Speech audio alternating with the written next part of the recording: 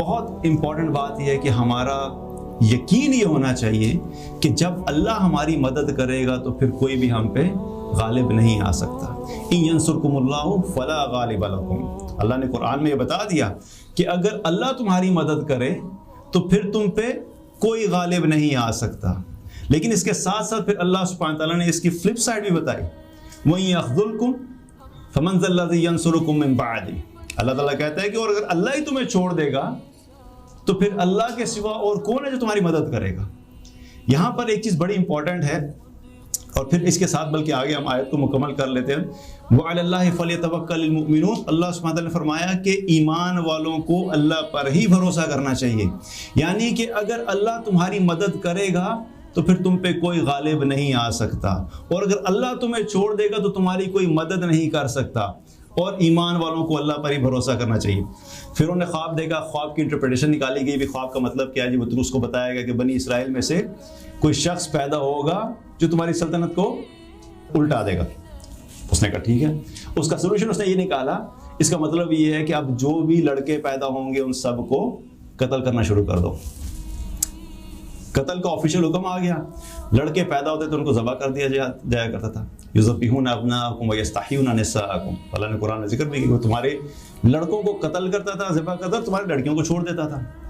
اب اللہ اپنی قدرت دکھا رہا ہے. یہ صرف چیزیں سمجھنی چاہیے ہمیں ڈیپتھ میں جا کے. اللہ اپنی قدرت دکھا رہا ہے. ادھر لڑکے قتل ہو رہے ہیں. اس کے بعد جب قتل کرنا شروع کیا تو فرعون کو لوگوں نے کہا کہ بھئی ساروں کو تم مار دو گے تو کل کو تمہیں اپنے کاموں کے لیے مرد چاہیے, فوج میں مرد چاہیے ہیں, باقی بہت سارے ایسے کام ہیں جہاں پہ مردوں کی ضرورت ہے, تو سارے مرد ہی ختم ہو جائیں گے تو عورتوں سے کتنا کام کرو گے تم. اتنی سینس تو ان کو بھی تھی کہ سارے کام عورتیں نہیں کر سکتی. تو دیر از اے بیلنس, کچھ کام مردوں کے کرنے کے بہرحال ہیں اور کچھ کام عورتوں کے کرنے کے ہیں, اور کچھ کامن ایسی چیزیں جو مرد عورت دونوں کر سکتے ہیں. تو انہوں نے کہا بھائی یہ سارے تم اگر قتل کروا دو گے تو پھر تم کیا ہوگا کہ تم آگے مرد ہی نہیں ہوں گے, تو پھر تمہارے آگے فوج میں کون چلے گا. اس کا پھر پلاننگ اور اسٹریٹجی میں چینج یہ ہوئی کہ 1 سال ہم لڑکوں کو قتل کریں گے اور 1 سال ہم چھوڑ دیا کریں گے تاکہ کچھ نہ کچھ مرد تو جو ہیں وہ آگے جا کے ہمارے پاس آئیں. اب اللہ سبحانہ تعالیٰ نے اپنی قدرت دکھانی تھی ہمیں. یہ سب واقعات جو قرآن میں اللہ بیان کرتا ہے وہ ہمیں سمجھانے کے لیے بیان کرتا ہے. جس سال میں لڑکوں کو قتل نہیں کیا جا رہا تھا اللہ تعالیٰ نے موسیٰ علیہ السلام کے بھائی ہارون علیہ السلام کو پیدا کر دیا. تو ہارون علیہ السلام بچ گئے کیونکہ وہ اس سال پیدا ہوئے جس میں لڑکوں کو قتل نہیں کیا جا رہا تھا. لیکن جس سال میں لڑکوں کو قتل کیا جا رہا تھا اللہ نے موسیٰ علیہ السلام کو اسی سال میں پیدا کیا جس سال میں لڑکوں کو قتل کیا جا رہا تھا. اب اللہ اپنی قدرت ہمیں بتانا چاہ رہا ہے, اور نہ صرف اس سال میں پیدا کیا, جب وہ پیدا ہوئے تو ان کی والدہ کو اب یہ ڈر تھا کہ بھئی جب پتہ خبر پہنچے کہ لڑکا پیدا ہوا, کیونکہ یوں جو ہی خبر پہنچی تھی کہ فلاں فلاں گھر میں لڑکا پیدا ہوا تو فوراً ایکشن لے لیا جاتا تھا. اب اللہ سبحانہ تعالیٰ موسیٰ علیہ السلام کی والدہ کو کے دل میں بات ڈال رہے ہیں. اللہ تعالیٰ نے کیا کہا, لڑکا پیدا ہوا ہے ٹھیک ہے, تم ایک کام کرو, اس کو پانی میں ڈال دو, ایک صندوق لو اس کو پانی میں ڈالو, اور پانی میں جب ڈالو گے تو اب آپ سوچیں کہ جب آپ سمندر کی لہروں میں صندوق کو چھوڑ دیتے ہیں تو کیا پھر آپ کا کنٹرول ہوتا ہے کہ وہ کدھر جائے گا؟ وہ تو پھر لہروں کے حوالے ہے نا, لہریں جس طرف لے کے چلی جائیں آپ کے بس میں تو نہیں ہے. اللہ نے ڈلوا دیا وہاں پہ, اور اللہ سبحانہ تعالیٰ نے پھر ان کی والدہ کو کیا فرمایا, وَلَا تَخَافِي وَلَا تَحْزَنِي أَنَّا رَادُوهُ إِلَيْكِ.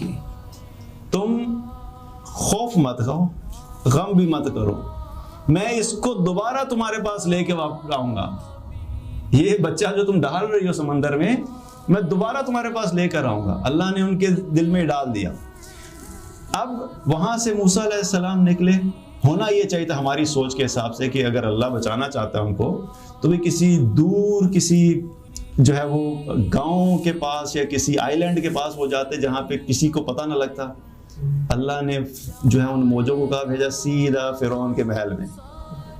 جس نے قتل کرنا تھا اللہ نے وہیں پہ بھیج دیا. اب اللہ دکھا رہا ہے کہ دیکھو میں جب کسی کو بچانا چاہتا ہوں نا تو جو تمہارے دل و دماغ میں سپر پاور کا ڈر اور خوف ہوتا ہے نا وہ تمہارے لحاظ سے ہے, لیکن جب میں بچانا چاہتا ہوں کسی کو تو میں اس کو اسی سپر پاور کے گھر میں رہ کے زندہ رکھ کے دکھاؤں گا تمہیں.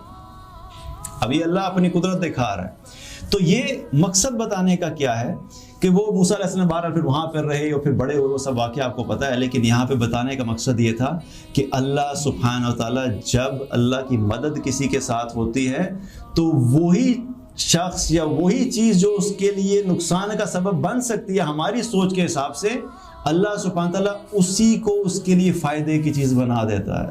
کیونکہ یہ فیصلے اللہ کے ہوتے ہیں. یہ ہمیں نظر آ رہا ہوتا ہے لیکن اصل میں فیصلے اللہ کے ہوتے ہیں. اب اللہ کی مدد کی شکلیں کیا کیا ہیں؟ قرآن کے اندر بہت سارے واقعات آئے، سیرت کے اندر بھی بہت سارے واقعات ہیں، لیکن صرف چند کا ذکر کر کے آگے پھر ہم چلیں گے تاکہ ہمیں پتہ ہونا چاہیے کہ اللہ کی مدد کس کس طرح سے آ سکتی ہے. ایک تو اللہ کی مدد کی شکل کیا ہوتی ہے جو بہت کامن ہے، ہم سب کو پتہ ہوگی. اللہ سبحانہ تعالیٰ فرشتوں کے ذریعے مدد کرتا ہے. اور بہت دفعہ ایسے واقعات ہوئے سیرت کے اندر جہاں پہ فرشتوں کی مدد آئی. غزوہ بدر سب کو پتہ ہے.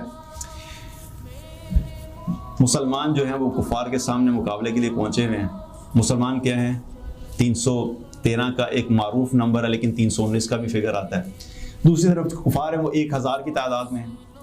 اب غزوہ بدر سے پہلے اللہ سبحانہ تعالیٰ کی طرف سے رسول اللہ صلی اللہ علیہ وسلم کو کمٹمنٹ تھی، گارنٹی تھی کہ میری مدد آپ کے ساتھ ہے.